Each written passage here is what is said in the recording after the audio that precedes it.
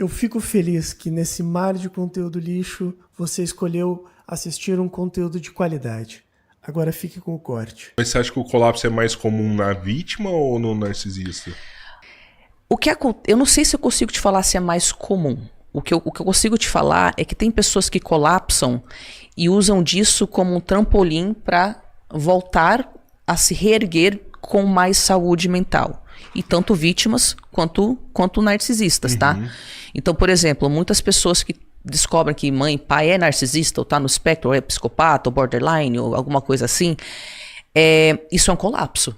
A pessoa fica anos tentando entender, mas eu tinha essa idealização da minha mãe ou do meu pai, agora eu entendo que não é o que eu pensava, isso desestrutura o senso de realidade da pessoa, isso também é um colapso. É a hora que o quebra-cabeça tá montado, tudo faz sentido naquele momento.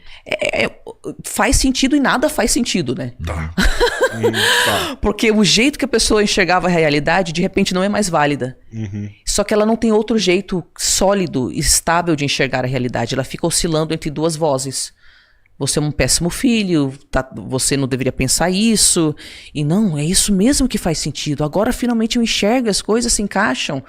Então o colapso é como se explodisse uma cidade inteira. E quantos anos de reconstrução? É mais ou menos isso. Isso acontece com vítimas de narcisistas, de outras relações antagonistas. Acontece com as próprias pessoas que têm transtornos de personalidade. É que tem gente que não sai do colapso, né? E aí fica colapsando durante anos e anos e anos e anos e anos e anos e anos e fica lá. Isso vira o lugar de vida da pessoa. E aí dói. Quando você vai fazer, por exemplo, uma terapia, alguma ajuda, porque você tem a vítima e você tem um narcisista, né? O protocolo é semelhante ou não? O fato dele ter esse transtorno, você tem que levar ele um caminho diferente. Como que é que você... Então vamos lá. Algumas das vítimas também têm transtorno de personalidade. Claro. Então, dois narcisistas podem se relacionar, um borderline e um narcisista pode se relacionar, uma pessoa codependente é um perfil de personalidade onde a pessoa se sacrifica e se subjuga ao outro para evitar punição e abandono. E também um codependente mais controlador faz isso para que o outro faça o que ela quer. Caraca, Então, isso não é considerado um diagnóstico oficial, mas é impossível não falar sobre isso quando se fala de relações tóxicas, porque muita gente, inclusive eu sou codependente em remissão, e eu considero que é como se fosse um transtorno de personalidade. Por que é um transtorno de personalidade? É um jeito de funcionar que rotineira e sistematicamente causa dor para aquela pessoa. E ela se lasca em várias áreas da vida dela. É isso que codependente é. Codependente se lasca no trabalho, porque não sabe falar não para os outros. Codependente se lasca nos seus relacionamentos, nas suas amizades. Em todas as áreas da vida onde a pessoa tem que ter um senso de eu e sustentar seus limites, a pessoa não consegue. Então ela rotineira e sistematicamente está em relações tóxicas. Então é como se fosse um transtorno de personalidade. Então o que acontece no caso de narcisistas, se você for tratar, é que a gente tem que entender que o paciente chega pra gente com suas características e a gente chega cheio de julgamento moral. Dá pra entender, dói se relacionar com pessoas narcisistas, só que tem que tirar esse julgamento moral e tem que tirar a sentença de morte da internet. Eu nunca vou invalidar uma vítima de um narcisista, porque eu já conheci pessoas que tentaram tirar suas vidas desde os 8 anos de idade várias vezes, por interagirem com pessoas narcisistas. Caramba. Eu nunca vou invalidar a raiva, eu nunca vou invalidar a confusão. Mas a realidade é que não é preto e branco. Então, quando a gente recebe um paciente narcisista, se a gente só vê os conteúdos das vítimas com essa raiva, que narcisista tem tudo que se matar, então eu também vou ter os 2 pés atrás. Não é que é fácil lidar com narcisista em terapia, não é um desafio, tá? Todos os comportamentos desadaptativos também acontecem em terapia contra o terapeuta. Então o terapeuta tem que estar muito bem individuado, muito sólido na sua autoestima, conseguir sustentar seus limites e ter técnica para ter conversas difíceis sobre esses comportamentos desadaptativos, certo? Mas o que a gente não pode fazer é exigir coisas que são impossíveis. E é isso que nós fazemos. E eu fazia também no início, quando eu não tinha treinamento para lidar com o transtorno de personalidade. Por exemplo, não adianta focar em falar para a pessoa, não seja empático. A pessoa não sabe o que é empatia. Ela vai experimentar na relação terapêutica durante anos. Um modelo de alguém que não abandona ela, que aceita as partes vulneráveis dela, que entende quando ela está competindo, que ela está se defendendo, que fala, parece que você se afasta de mim quando eu tento colocar um ponto de vista um pouco diferente. Eu tenho curiosidade sobre isso, a gente conseguiu tanta coisa aqui na relação, vamos explorar o que aconteceu agora? Em vez de, ai meu Deus, esse paciente é narcisista. Sim, ele é narcisista, ele age como narcisista, ele reage como narcisista, ele se defende como narcisista, ele dá patada como narcisista. Ele triangula como narcisista, porque ele é narcisista.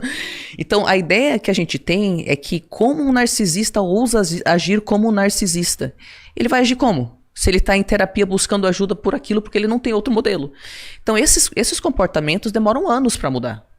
Se a gente entende, um paciente narcisista vai agir narcisista de forma narcísica, um paciente antissocial vai agir de forma antissocial. O que ele vai aprender, ele ou ela, tá? Não tem gênero.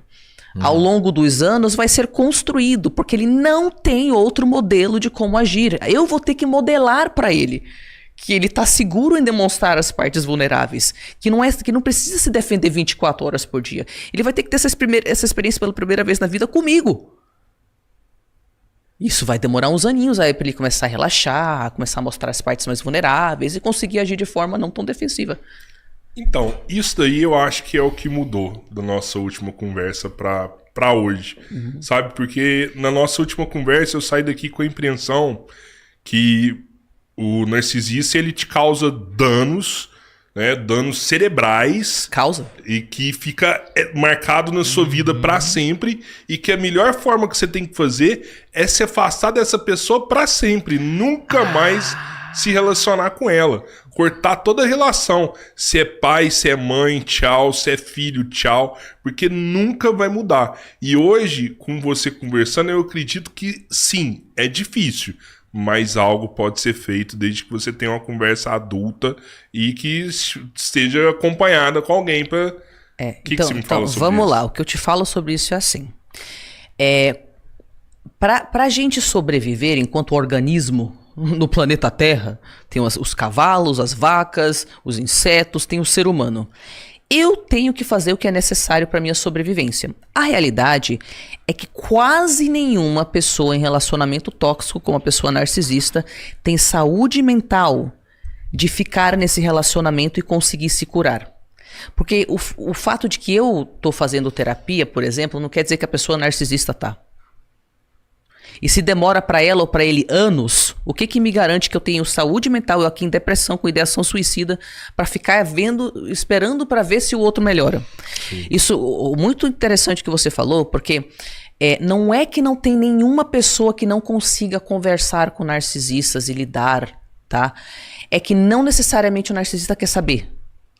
Eu não tô falando que narcisistas estão super afim, todos eles, de se tratarem e passar por esse processo. Continua sendo difícil.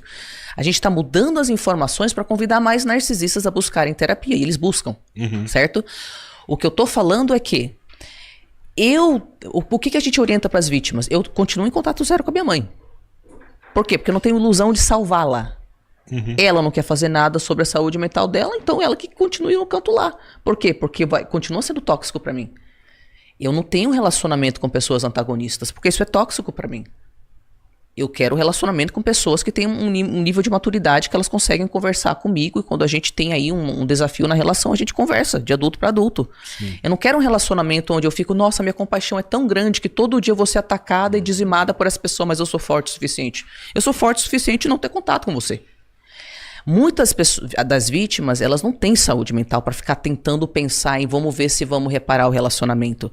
Que elas estão muito, muito devastadas. E se você for ver estudos, demora anos para uma pessoa se recuperar de um relacionamento tóxico.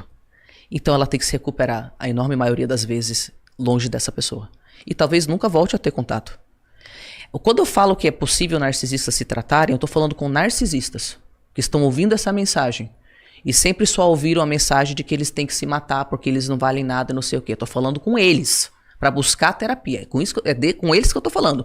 Eu não tô falando com a codependente que tá casada há 30 anos, que tá no mundo de fantasia, sendo espancada todo dia. Meu amor vai salvar o meu marido narcisista ou a minha esposa narcisista. Não tô falando com ela. Tô falando essa informação para terapeutas. Sim. que tem informações desatualizadas a respeito do narcisismo. Eu não estou falando para dependente emocional que acha que ela aguentando cada vez mais toxicidade, ela vai transformar uma pessoa que não tá nem aí. Não tente, vai Não ser tente. pior pra você mesmo. Não tente, cada um que se salve, a regra é clara. Nossa, depois do último episódio nosso, assim, eu recebi tanta mensagem com histórias que eu fiquei, assim, assustado, sabe? Sim. Assustado. Como que essa pessoa deixou chegar nesse ponto, assim. Mas não dá pra gente culpar ela, né? Mas chegou naquele ponto, assim, que você fala... devastador, assim, do narcisista procurar ela 2 anos depois pra ver se ainda influenciava a Exatamente. vida dela. Normal. E da pessoa que falou assim, não, vou tentar pra ver Isso. se vai dar certo. E aí tentou, foi usada de novo e aquilo ali jogou ela mais pra baixo ainda, assim, sabe? É destruidor, devastador, igual você Pronto, falou. é devastador. E eu tenho histórias que eu nem vou compartilhar pra respeitar clientes e pacientes e tal. Mas são coisas de filme de terror. Depende, cara, eu tenho narcisista no espectro 2, 3 e 4. Então isso aí tem nível de intensidade e gravidade. Mas tem histórias horripilantes. Eu não tô falando para as pessoas darem chance baseada na fantasia delas, ou no vazio interno delas, ou no gatilho de abandono. Eu prefiro estar com essa pessoa do que sozinha. Não, vai se tratar. Você tem que... E aí você que tá assistindo o corte, tá curtindo? Curte aí. E entra no nosso link que tá aqui na descrição.